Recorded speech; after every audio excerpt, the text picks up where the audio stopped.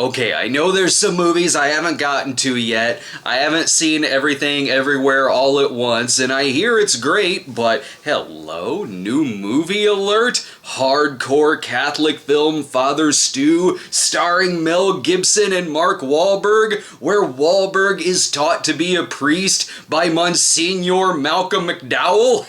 Hell yeah, I'm seeing this! Father Stu is on its surface the kind of religious movie you've seen before, whether it's a redemption film, a near-death experience movie, a strained father-son relationship movie, or a born-again Christian film. These movies have existed for a long time, sometimes on the lower end of things, like a 45-minute movie they would have shown us in school on VHS, like The Pretender. Hey Frank, if I ever come to Jesus, I'll come all the way.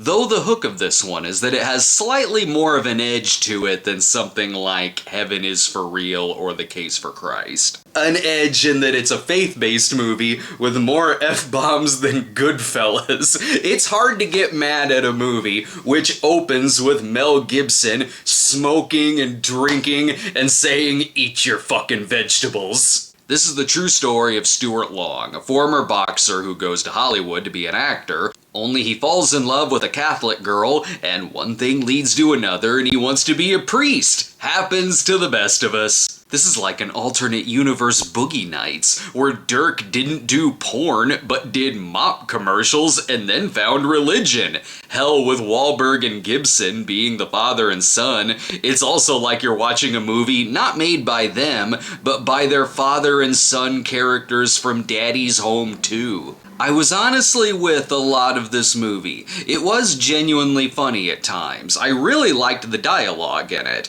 and I got some good laughs out of the one-liners and just how vulgar some of them could be. Even if there's one too many reaction shots where Wahlberg says something silly, then it cuts to the person he's talking to and they're like, The acting is all around solid.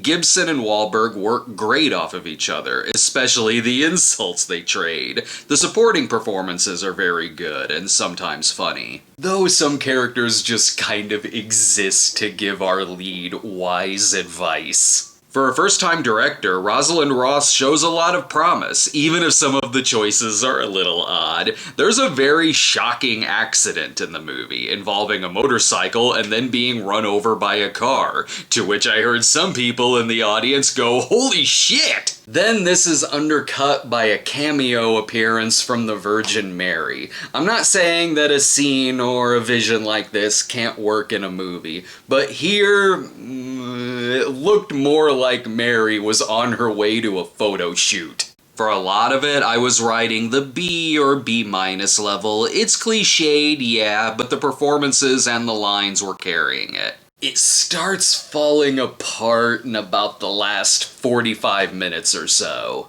Like I said, for a lot of it, Wahlberg is very good. He is acting his ass off in this, but the more makeup he has to put on and the more his character's health gets worse, the less believable he is. It's not that he's bad. You can see the passion in his performance, and it's certainly the most ambitious performance he's given in a long time, but it always felt like I was watching an actor under a lot of makeup give a performance, as opposed to believing this is a real character and that this is happening. Some of it comes across like I'm watching an Oscar bait performance from like 30 years ago. There's also a lot of bizarre editing in it, like sequences will be in slow motion all of a sudden, and it's kind of random. And not only did I have problems pinpointing exactly what year the movie was taking place in, but also how much time it was covering. With Wahlberg, it seems like it should be covering a long period of time,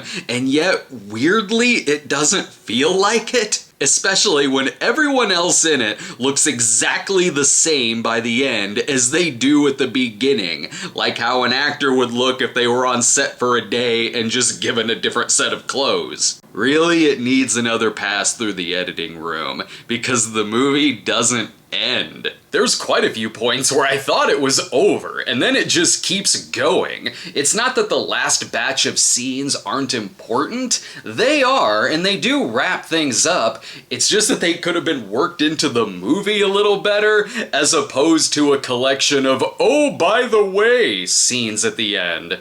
I'll give it a C. There is a lot that works. It just kinda goes south in a lot of areas. It's a movie where by the end, I was like, well, this is just kinda tragic. And with the almost love story, that just felt more sad and depressing than it did inspiring. But I'm sure its target audience will dig it, and will probably feel they got their money's worth. Whereas me, I would have been fine just watching this at home. Thanks for watching, everyone. Be sure to check out our Patreon, where you can check out our current copyright limbo episodes on April Fool's Day and Beaster Day. No clue when they'll be cleared, just click on the Patreon link to see them. And we'll see you next time.